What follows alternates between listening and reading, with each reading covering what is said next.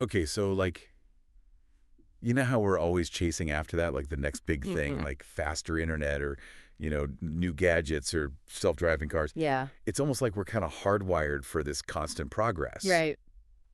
But then, um, have you ever wondered, like, what if all this striving, this obsession with always getting to the next level, Yeah. what if it's not actually making us any happier? That's a really interesting question. Yeah. And that's exactly the paradox that we're going to be like diving into today. Yeah, and this paradox of progress idea. Yeah. We've got research and like notes, even some personal stories I love it. to really show how this shows up in our everyday lives. Yeah. And it's interesting because you've gathered a lot of different sources for this deep dive Right. that really explore this kind of tension from a bunch of different angles. Yeah, it's a bit like I don't know, like we're on this treadmill, Okay. just running faster and faster, Hmm. but never actually reaching that finish line Yeah. of, like true contentment. That's a great analogy. Right. Because one of the first things that really stood out to me from these sources Yeah. was this idea of a revolution of rising expectations. Oh, wow. Yeah, that sounds intense. It does sound very dramatic. Yeah, like out of a history book or something. Right, but the more I read about it, the more I realized how much sense it makes. It Yeah. really explains a lot about how our desires actually evolve over time. Yeah, it's like as our lives get better, our like baseline for what we consider good just keeps shifting upward. Exactly. Right. So, like, think about it this way. What was once considered like a luxury quickly becomes the norm. Uh-huh. Indoor plumbing, electricity, smartphones. Right. These were all revolutionary at one point, Totally. but now we just see them as basic necessities. Right. And it's like as those needs are met, we just naturally like start wanting more Yeah, and striving for like that next level of comfort or convenience. precisely. And, let's say you get a brand new phone. At first, it's like amazing. Right. All the latest features, Yeah. super fast processor. Yeah. It's a whole new world. But then what happens? Yeah, you get used to it. You get used to it. Just becomes the new normal. Exactly. And all of a sudden, you start seeing those ads Uh-huh. for the next model Right. with even better features, and you start wanting that. And it's like a never-ending cycle. You've got it. Right. It's hedonic adaptation in action. Oh, wow.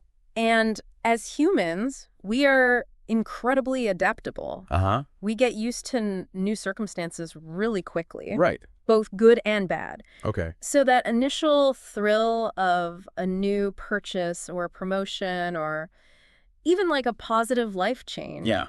it fades over time It does. as we get used to it. So that's where the paradox really kicks in. That's exactly where it kicks in. Okay. Because we keep striving for more, Yeah. but our happiness doesn't always keep pace. It's like we're always chasing this like moving target of satisfaction. Yes, that's a great way to put it. And I'm wondering, while we're busy focusing on what we don't have, Uh-huh. are we missing out on appreciating, what we do have? That is a question worth pondering. Yeah, like is this constant striving actually preventing us from truly, experiencing contentment? It might be. It might be. And that brings us to another really crucial point that was raised in a lot of these sources, Okay. which is this idea of unintended consequences of all this progress. Okay, so like you create a social media platform Mm-hmm. to connect people, Okay. and then it ends up contributing to like feelings of isolation Yeah, or comparison. exactly. Or you develop like all these amazing labor-saving devices. Right. But then it leads to like job displacement and economic inequality. Uh-huh. So I'm seeing how this paradox plays out on a much larger scale now. It absolutely does. And Yeah. it gets even more complicated when we start thinking about like the long-term impacts of things like AI Oh, yeah. or genetic engineering or climate change. Okay. These are advancements with incredible potential, Sure. but they also come with enormous risks. Yeah, it's almost like we need to develop a pre-mortem for progress. I love that. A pre-mortem for progress. Right. That's a great way to put it. A way to kind of anticipate those unintended consequences Mhm. before they become these huge problems. Yeah. We really need to get better at asking what could go wrong, Right, right. but also who might be negatively impacted by this, Oh, okay. and what are the potential long-term consequences for society as a whole or Mm. for the environment. It's really about taking this much more holistic, long-term view of all this progress. Okay, so have you ever experienced this, What do you mean? this paradox Yeah. in your own life? Yeah, I think we all have. Right. That feeling of like striving for something, Mm-hmm. achieving it, and then realizing like, wait a minute, this didn't actually bring me the lasting happiness that I thought it would. That's a great point. Right. So it's definitely something to reflect on as Yeah. we keep going with this deep dive. Absolutely. It's like, when you achieve something and you think like, oh, this is going to be great. Mhm. And then you get there and you're like, oh, Yeah. like it wasn't really what I expected. It wasn't that magical thing you thought it was going to be? Right. Yeah. It really gets at the heart of this. Yeah. If progress doesn't always mean happiness, Right. then what does? That's the question. Like, what is the key? Right. And actually, like one of the sources had a really interesting answer. Okay. It talked about the importance of like balancing progress with contentment. Oh, that's interesting. Yeah. It's not about like rejecting advancements altogether, Uh-huh. but more about, like finding a way to appreciate what you have while still striving for something more. Okay, yeah, I see that. It's that balance. Yeah. Like you don't have to just pick one or the other. Right. You can kind of embrace both. You can embrace progress and cultivate contentment. Okay. Actually, I think they can even like work together. Really? Yeah. How so? Well, think about it like this. If we can learn to be like content Okay. with where we are, Mhm. with what we already have, Yeah. it frees us up to pursue progress. Okay. But from like a much more grounded place. Uh-huh. You're not being driven by this sense of lack or scarcity. Right. It's more about this genuine desire to create something new Right. or to learn or to grow. So it's more like a I want to versus I need to kind of thing. Exactly. Yeah. Right. And some of these sources actually offered some really practical advice Oh, nice. on how to cultivate contentment in our everyday lives. Yeah, like what? Well, things like practicing gratitude Okay. or engaging in mindfulness. Right. Or even just like simplifying our lives. Oh, yeah. Those are all good things. I've noticed when I make a conscious effort to, appreciate the good things in my life, Uh-huh. it really shifts my whole perspective. Mm-hmm. It does. It's like you're training your brain to focus on the positive Yeah. instead of, getting all caught up in what's missing. It's like rewiring your brain a little bit. Right. And mindfulness can be so helpful too. Yeah. Like just, bringing your attention to the present moment, Yeah. savoring your experiences Right. instead of constantly dwelling on the past or worrying about the future. Exactly. I mean, it's kind of funny, that we're talking about like mindfulness and slowing down Yeah. in this episode about like the paradox of progress. It is a little ironic. Right. It's almost like the antidote to, this constant pursuit of more Mm. is to just like be present Right. With what we already have. with what you already have. Exactly. Yeah. And I think when we're fully present, Okay. we're just much more likely to experience things like joy and connection Mhm. and that sense of purpose.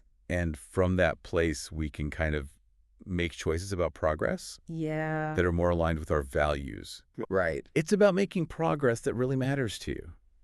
And another important point was like redefining what progress actually means to us. Oh, that's a good one. It doesn't always have to be about like, external markers of success, Right. like wealth or status. It can be much more personal, Right. more about things that are meaningful to you. It could be about personal growth or deepening your relationships, Exactly. contributing to your community, Yeah, pursuing creative passion. exactly. Yeah, it's easy to get so caught up in comparing ourselves to others It is. and feeling like,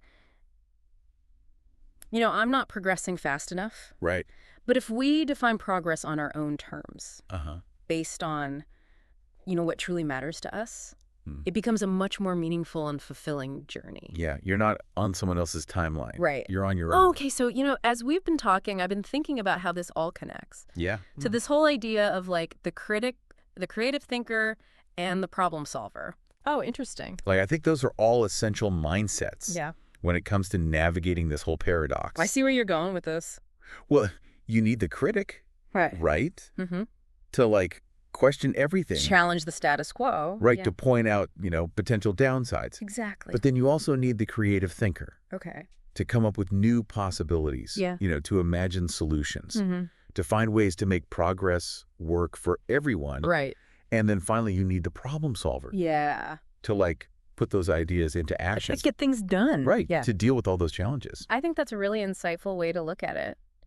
We need all three of those perspectives We do. to create a future that's not just, technologically advanced, Mhm. but also like socially just, Right, environmentally sustainable, right. and deeply fulfilling for everyone. It's like progress with a purpose. Progress with a purpose. Yes, I love that. Right. So for everyone listening, think about this.